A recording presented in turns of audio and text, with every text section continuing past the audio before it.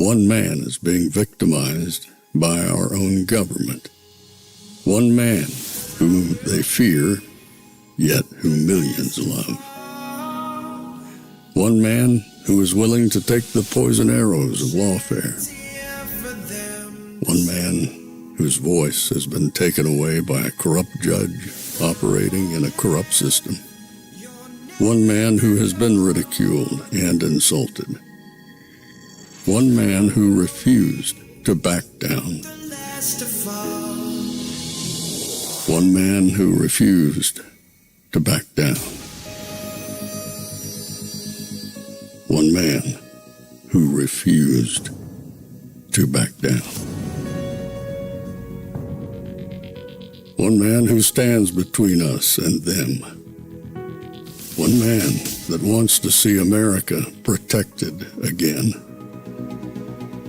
One man who wants to see America prosper again. One man who understands that a man is a man and a woman is a woman. One man who understands and protects the blessing of life. One man who wants to restore American exceptionalism. One man who once again wants to make America that shining city on a hill for all to see. A place where all the people of the world glowingly set their eyes upon. America.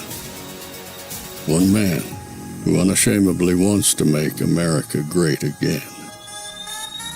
That one man is Donald Trump.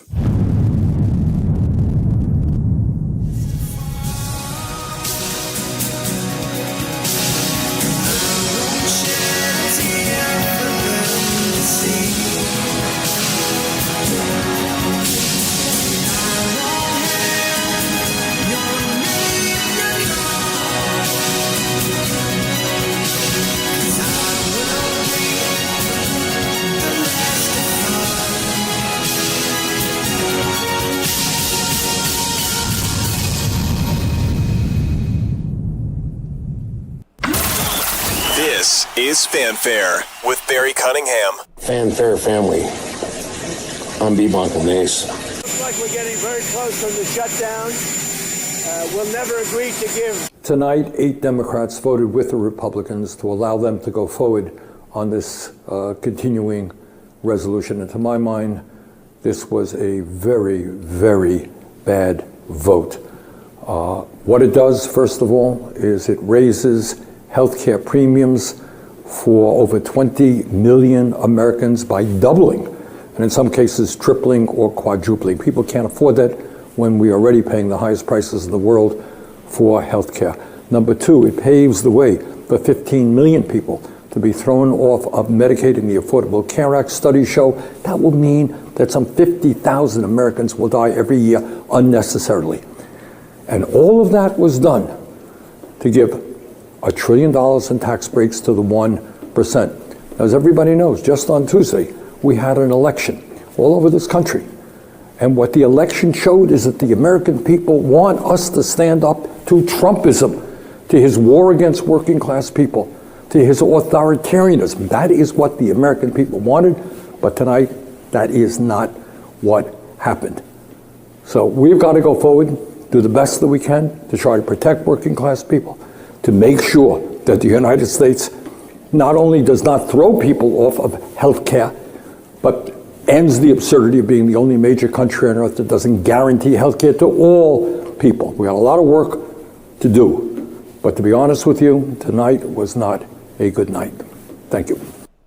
I have a lot more questions than answers. I don't know why Senate Democrats are going along with this so hard for a date promised in the future, and they're looks like they're settling for something that is 6 weeks down the line. Like, I don't get it. I would say it doesn't feel like a gentleman's agreement. It feels like Lucy and the football. Ooh, you know? yeah, I see that. It's like, oh yeah, we promised this vote. Right. Whoops, the vote's gone. But they can even, in good faith, do a vote in the Senate. Nothing's going to happen in the House. Mike Johnson, Yeah. that's what I was saying. That's what I mean, right, so I'm like, even if John Thune is being above board, say, I'm going to do this. But look at the base. I mean, I'm already seeing a thing on social media and getting emails from listeners to my radio show. By the way, I have a radio show. And We already said that. We gave you credit for that, Dean. Come on. People already, no, but they're saying, for 40 days you shut the government down, and now you're going to open the government up, and what did you get in return? Right. Nothing. Right. Nothing. After the pain you inflicted, people were willing to take the pain. I talked to union workers from TSA who said,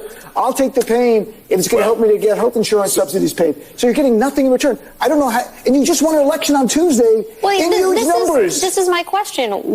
What explains the timing here? Like, what changed? The term deals didn't change. The cynical person would say that Democrats won the election, that's what changed. Yeah, Republicans are going to say that. That's exactly what they're going to say. And, I'm not flacking. I, worked for 3 Democratic senators back in the day. I'm not flacking for them now. I don't know what their response, a real response, is going to be to that because it's not apparent. It looks like they folded. They always say that the good indication of a good deal is when both sides are unhappy.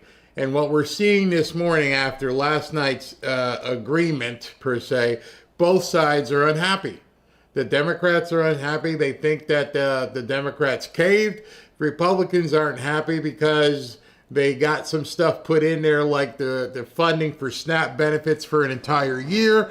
A lot of people don't like that. So both sides aren't happy, which usually indicates that it was a compromise. The problem the people on the right have, problem that people like you are having, is that there was no need to compromise. Compromise is when you guys are both in a stalemate and we need to have a resolution, but the Republicans didn't have to compromise. That's what I'm pissed off at. They could have went and broken a filibuster and gotten the entire Trump agenda approved and run with it. They chose not to. They chose to compromise. They don't know how to win. They don't know how to seize victory. They will acquiesce and do all kinds of crazy things. So now, just to give you guys a little procedural information, the deal is not done. Just want to make sure everybody knows the deal is not done. The continuing resolution which the House put together went to the Senate. And when the Senate, for the last 40 days, have gone back and forth, they couldn't come to an agreement. So they modified it. Because they modified the original CR, it now has to go back to the House for further approval and consideration. Unlike the Senate, it doesn't require 60% in the House, so it's probably going to pass, but it's still not going to be instant. And who knows what kind of shenanigans the Democrats are going to try to delay it or try to change it. If they change anything, then it's got to go back to the Senate again, even before it gets to the president's desk. And then we're going to do this whole dance all over again in January. And then in December, they're going to be Obamacare, Obamacare, Obamacare, because then they got to talk about that. So this is a complete cluster F. Nothing is getting done. Mike Johnson has made it to the podium. This is pretty important. It's different than his usual press conferences because he's going to have to explain how he's going to get this done. To what appears to be the beginning of the end of the longest government shutdown in U.S. history, as shameful as that is. I don't think it's coincidental, you know how I think, but it's after 40 days of wandering in the wilderness and making the American people suffer needlessly, some Senate Democrats finally have stepped forward to end the pain. It appears to us this morning that our long national nightmare is finally coming to an end, and we're grateful for that. At least some Democrats now finally appear ready to do what Republicans and President Trump and millions of hardworking American people have been asking them to do for weeks. As we said from the beginning, the people's government cannot be held hostage to further anyone's political agenda. That was never right. And shutting down the government never produces anything. It never has, if you study history. And so here we are. I want to remind everybody this morning of another critical point that you've heard me here repeat over and over the last several weeks. It's something that I and Leader John Thune and President Trump and every Republican leader have all said repeatedly from the beginning. We have always been open to finding solutions to reduce the oppressive costs of health care under the Unaffordable Care Act. We just made clear that we would not and should not ever do that. That is, negotiate as hostages. And I've also reminded you here every morning at this press conference throughout the shutdown, Republicans have not just been talking about reducing costs and fraud and abuse in so many areas and in healthcare. We've been actually passing new laws to accomplish that urgent mission for the people, and we will continue to do so. So here's where we are by way of schedule, just so you know, you're following. And if you're not at home, if you're waking up to this good news this morning, the Senate's vote late last night of 60 to 40 opens the door now. The Senate is moving forward on an amended House CR, a continuing resolution, that will reopen the government until January 30th. Added to that are provisions to fully fund SNAP provisions through the end of the next fiscal year, which is September 2026, guaranteed back pay for all federal workers who have been made to endure these hardships over the last several weeks. And it also includes passage of 3 appropriations bills, which we're grateful to be moving through the process. That is the Military Construction Veterans Affairs bill, it's the Agriculture bill, and the Legislative Branch bill. The Senate will be back in session this morning to finish their job, and we're certainly praying that they do. They'll need unanimous consent from all senators to fast-track their final vote. As you know, there are some procedural hurdles that one or more could throw in the way, but we certainly hope that they won't do that because so many people across this country are desperate for the government to reopen. At the very moment that they do that final vote, I will call all House members to return to Washington as quickly as possible. We'll give a 36-hour formal and official notice so that we can vote as soon as possible to pass the amended CR bill and get it to the president's desk. As you all know, and he said as recently as last night, I was with him, and he told the press, he said, we want to get the government open. He's very anxious to get the government reopened and to end the Schumer shutdown. We all are.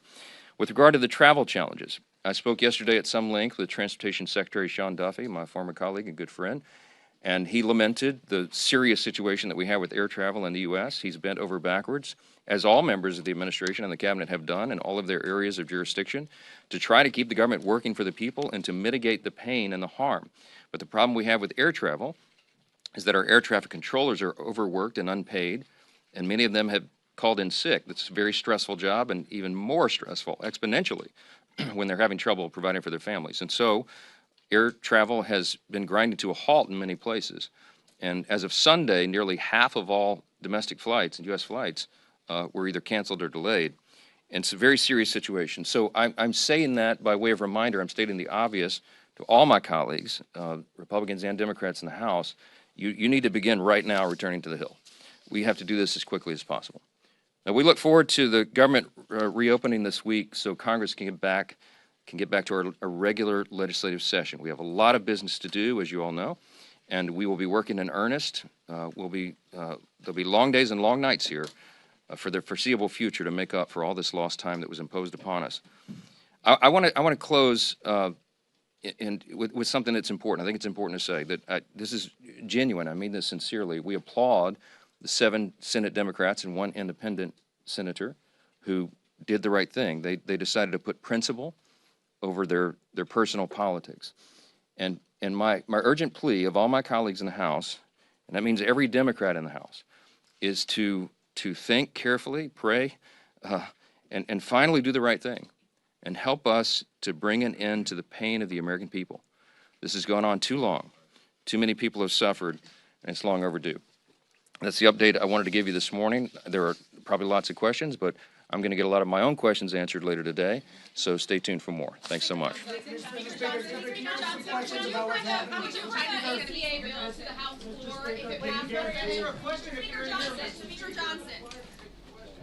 Are you serious? Are you freaking serious? That's it? Oh my gosh, what is going on with our government?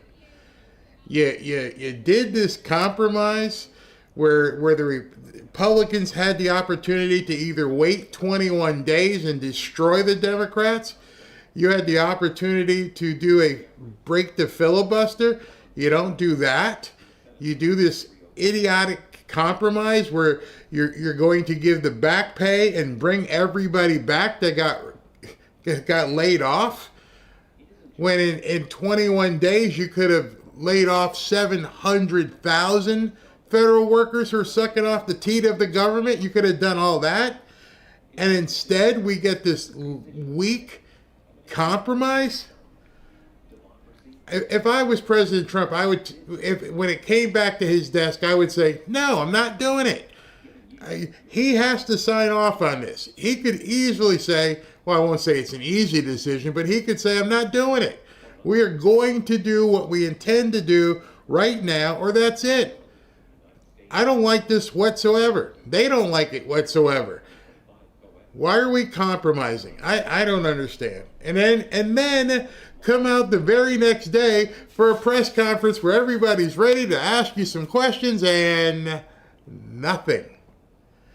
For 40 days, every single day, he went out there and he had this 35 or 40-minute tete-a-tete press conference talking about, oh, we're going to do this, we're going to do that. It gets done, and the very next day you got nothing to say. Weak sauce. Absolute weak sauce. I'm getting to the point where I got to tell you guys, think about ignoring April 15th. This is insane. Absolutely insane. And I apologize for you guys getting up here in the morning, 10 o'clock, logging on here, waiting for a nice press conference for all kinds of information, and you get that circle jerk. Unbelievable. Absolutely unbelievable. Don't know what to say. Don't know what to say. All right, so that being said, that's going to be it. Why bother holding that? Why would you bother coming out and holding that trash? That means absolutely nothing. You didn't tell the public anything. I guarantee you Hakeem Jeffries' press conference at 12 o'clock is going to have a lot more meat on the bone than that. So you got to wonder, what's he hiding? What did he not want to talk about?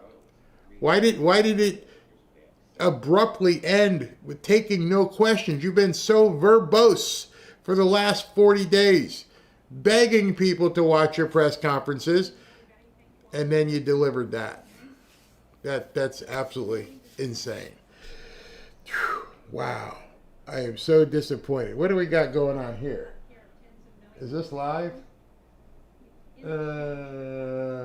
This is one of the Democrats talking now. Let's see what she's got to say. Senate floor for a vote on one of our top legislative priorities, extending the Affordable Care Act premium tax credit. Actually, that was Sunday, so I'm not going to cover that. Whatever. Even the networks are trying to figure out what are we talking about here? In any event, here's what's going to happen today. Today I've got to do a bunch of administrative stuff. So I'm not going to be going live the rest of the day. I thought this would be a decent show. It ended up being crap. Tonight, we're going to do something. We got something pretty big planned. I'm going to go live. Look for the notice about 6:30 or so. President Donald Trump will be on Laura Ingram's show tonight, so we're going to cover that. And then I've got an interview with Zeke Agrum at 8:30, and I got some news I'll put together in terms of stuff I want to talk to you, that especially the Democrats are absolutely freaking out, completely freaking out. I don't see a lot of Republicans out there screaming about this, so I don't know what's about to happen, but they feel it's a full-scale mutiny. So I will see you guys tonight at probably about 6:30ish or so. I got a whole bunch of stuff we got to get done here on a Monday in the background. If I clear my slate, I may do something later, but get ready for 6 o'clock. Sorry about that abrupt nothingness of a press conference. I think we got sold out. I really think that we got sold out. In addition, I want to thank all of you who tuned in yesterday and kept an open mind as I talked about the mistake I thought President Trump made, and as we talked about some different things in regards to real estate. So thank you guys for tuning in. Thank you guys. We went for, if you missed it, we went for 3 hours last night, and we went through the entirety of all the different things about that 50-year mortgage, I hope you found it very insightful. All right, so I will see you guys early this evening.